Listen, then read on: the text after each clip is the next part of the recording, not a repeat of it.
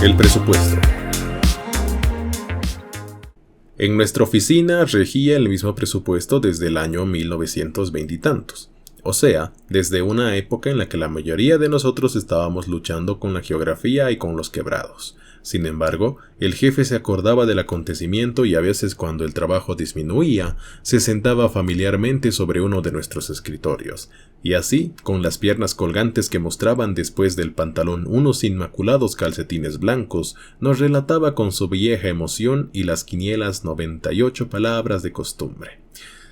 El lejano y magnífico día en que su jefe, él era entonces oficial primero, le había palmeado el hombro y le había dicho: «Muchacho, tenemos presupuesto nuevo», con la sonrisa amplia y satisfecha del que ya ha calculado cuántas camisas podrá comprar con el aumento. Un nuevo presupuesto es la ambición máxima de una oficina pública. Nosotros sabíamos que otras dependencias de personal más numeroso que la nuestra habían obtenido presupuesto cada 2 o 3 años, y las mirábamos desde nuestra pequeña isla administrativa con la misma desesperada resignación con que Robinson veía desfilar los barcos por el horizonte, sabiendo que era tan inútil hacer señales como sentir envidia. Nuestra envidia o nuestras señales hubieran servido de poco, pues ni en los mejores tiempos pasamos de 9 empleados, y era lógico que nadie se preocupara de una oficina así de reducida. Como sabíamos que nada ni nadie en el mundo mejoraría nuestros gajes, limitábamos nuestra esperanza a una progresiva reducción de las salidas, y en base a un cooperativismo harto elemental, lo habíamos logrado en buena parte. Yo, por ejemplo, pagaba la hierba, el auxiliar primero, el té de la tarde, el auxiliar segundo, el azúcar, las tostadas el oficial primero y el oficial segundo la manteca. Las 2 dactilógrafas y el portero estaban exonerados, pero el jefe, como ganaba un poco más, pagaba el diario que leíamos todos. Nuestras diversiones particulares se habían también achicado al mínimo. Íbamos al cine una vez por mes, teniendo buen cuidado de ver todos diferentes películas, de modo que relatándolas luego en la oficina estuviéramos al tanto de lo que se estrenaba. Habíamos fomentado el culto de los juegos de atención, tales como las damas y el ajedrez, que costaban poco y mantenían el tiempo sin bostezos. Jugábamos de 5 a 6, cuando ya era imposible que llegaran nuevos expedientes, ya que el letrero de la ventanilla advertía que después de las 5 no se recibían asuntos. Tantas veces lo habíamos leído que al final no sabíamos quién lo había inventado, ni siquiera a qué concepto respondía exactamente a la palabra asunto. A veces alguien venía y preguntaba el número de su asunto. Nosotros le dábamos el del expediente y el hombre se iba satisfecho, de modo que un asunto podía ser, por ejemplo, un expediente. En realidad, la vida que pasábamos allí no era nada mala. De vez en cuando el jefe se creía en la obligación de mostrarnos las ventajas de la administración pública sobre el comercio, y algunos de nosotros pensábamos que ya era un poco tarde para que opinara diferente. Uno de sus argumentos era la seguridad de que no nos dejarían cesantes. Para que ello pudiera acontecer, era preciso que se reuniesen los senadores, y nosotros sabíamos que los senadores apenas si se reunían cuando tenían que interpelar a un ministro. De modo que por ese lado el jefe tenía razón. La seguridad existía. Claro que también existía la otra seguridad, la de que nunca tendríamos un aumento que nos permitiera comprar un sobretodo al contado. Pero el jefe, que tampoco podía comprarlo, consideraba que ese no era el momento de ponerse a criticar su empleo, ni tampoco el nuestro. Y, como siempre, tenía razón.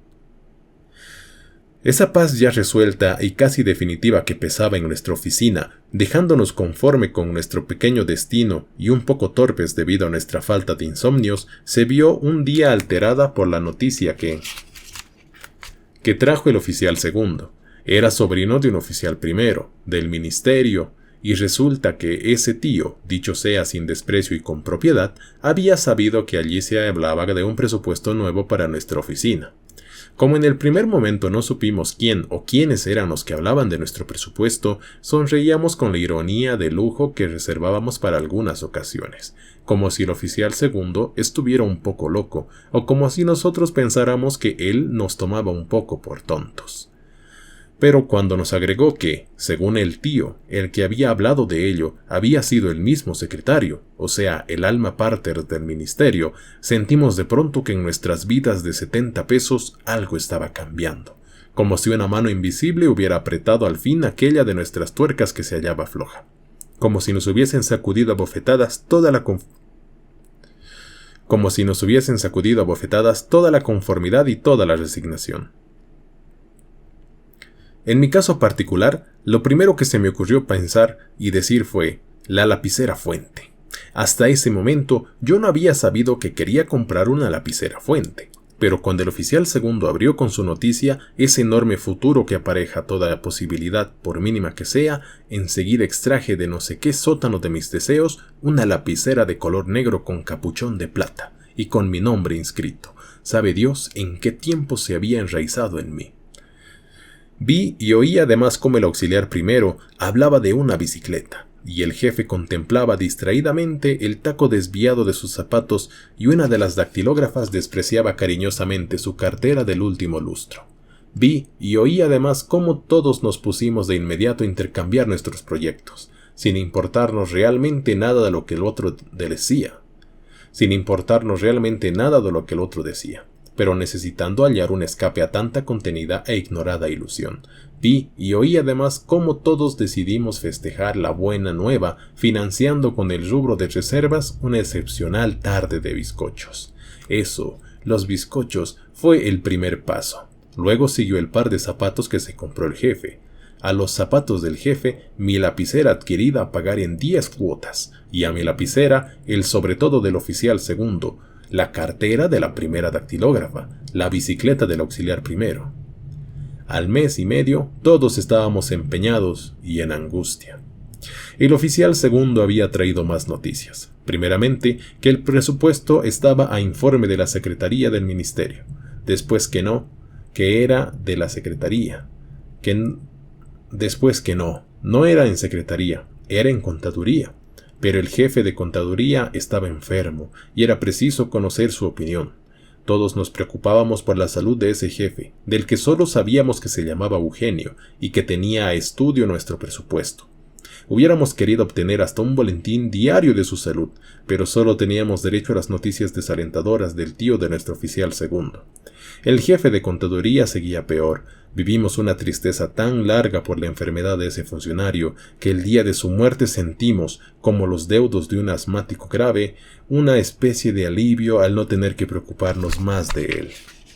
En realidad, nos pusimos egoístamente alegres, porque esto significaba la posibilidad de que llenaran la vacante y nombraran otro jefe que estudiara al fin nuestro presupuesto.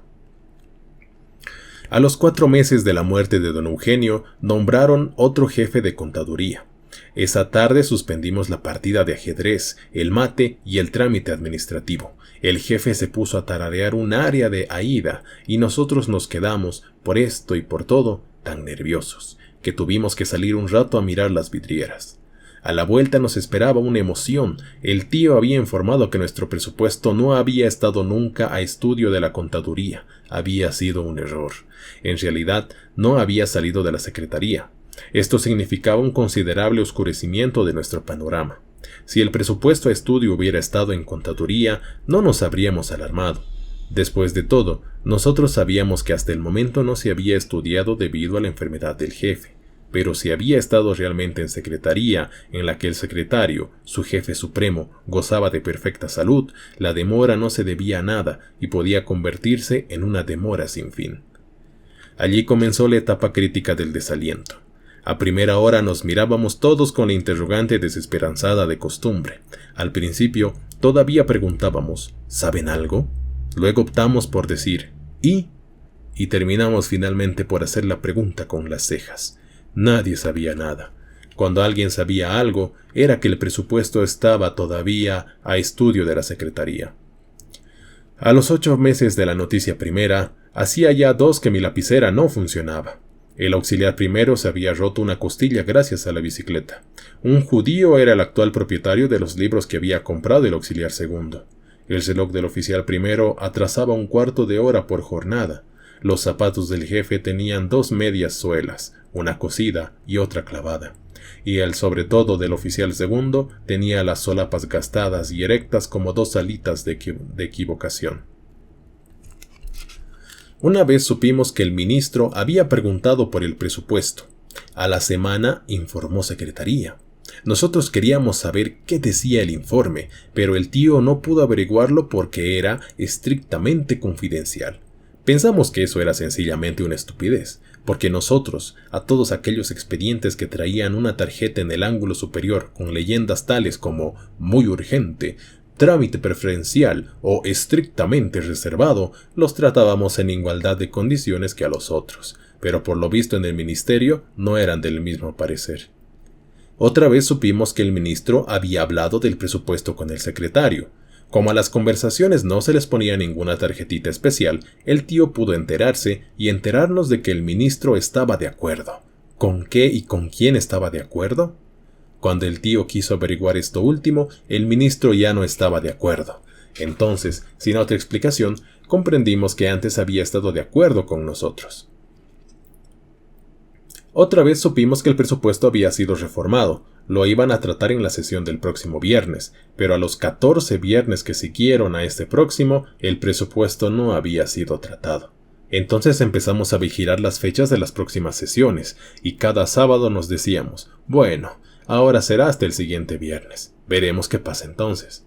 Llegaba el viernes y no pasaba nada. El sábado nos volvíamos a decir, bueno, será hasta el viernes. Veremos qué pasa entonces.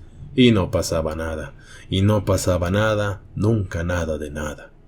Yo estaba ya demasiado empeñado para permanecer impasible, porque la lapicera me había estropeado el ritmo económico, y desde entonces yo no había podido recuperar mi equilibrio. Por eso fue que se me ocurrió que podríamos visitar al ministro.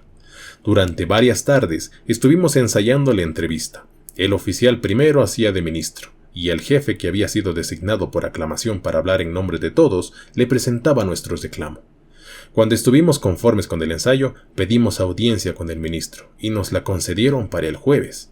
El jueves dejamos, pues, la oficina a una de las dactilógrafas y al portero, y los demás nos fuimos a conversar con el ministro.